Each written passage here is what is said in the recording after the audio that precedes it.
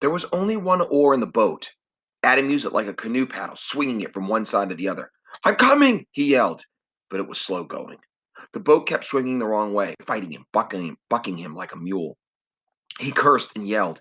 It was so hard to keep the boat on course. It was taking so long to get to Martin and David. He kept looking up, afraid the planes would come back. The sky was obscured by black smoke, but at moments it cleared, and he saw the green sugar fields in the distance, beyond them, the quiet mountains. It was unreal. It was all unreal. The battleships, half sunk, the bullet holes in the boat, Davy and Martin in the water. When he reached them, they were clinging to the other oar. He saw that something was wrong with Martin. Davy got right in the boat, but Martin wouldn't. He wouldn't. He wouldn't do anything. He was afraid to move. A splinter the size of a pencil was sticking out of his chest. It moved every time he breathed. It made Adam sick to look at. Take it out, he said. I can't. It's sticking out of my back. No, it isn't, Davy said. I told you it wasn't. I looked. I can't. Martin said. Leave me alone. Adam exchanged a glance with Davy. You row, Davy said. I'll hold him. He leaned over and grabbed Martin's shirt. It was hard rowing with Martin like a dead weight in the water.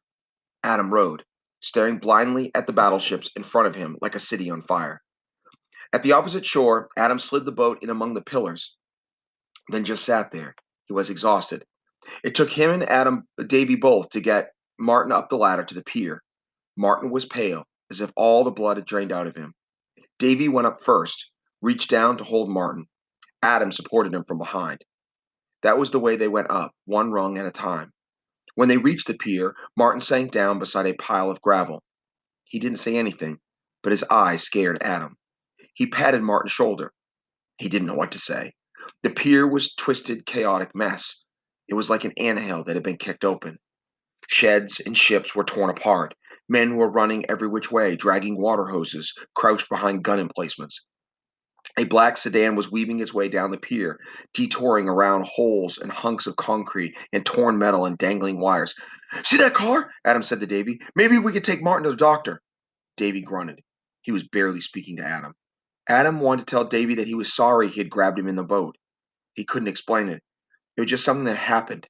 Something stupid like hitting himself on the head with a brick. It was as if an evil spirit had grabbed him, taken him over. It had to do with his father and the Arizona and being scared to death. He was going to apologize to Davy, but not now. The important thing now was to get help for Martin. Davy was talking to a sailor who was standing nearby with a pistol in his hand.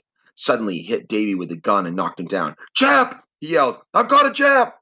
Adam ran, yelling to the sailor. Stop! Don't! Stop it! He hardly knew what he yelled. We're Americans! Americans! Men came running, pulling the sailor away. Adam helped Davy up. He was shaking. There was blood on his face. The black car stopped near them. Put him in, the driver said. I'm taking wounded. She was wearing a Red Cross uniform. Davy got in the car and Adam ran back for Martin. When the car was full, Adam jumped on the running board and hooked his arm around the center post. He put his head in the car. Martin and Davy were squeezed together in the back seat next to a couple of wounded men. Here we go, Adam said as the car started to move. It's going to be okay.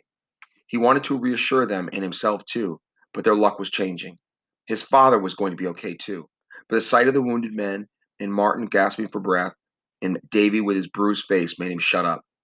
The car turned when an explosion shook the pier and spun out of control. It swung one way and then the other. Adam was thrown off. The car was heading straight into the harbor, but at the last second it righted itself and kept going.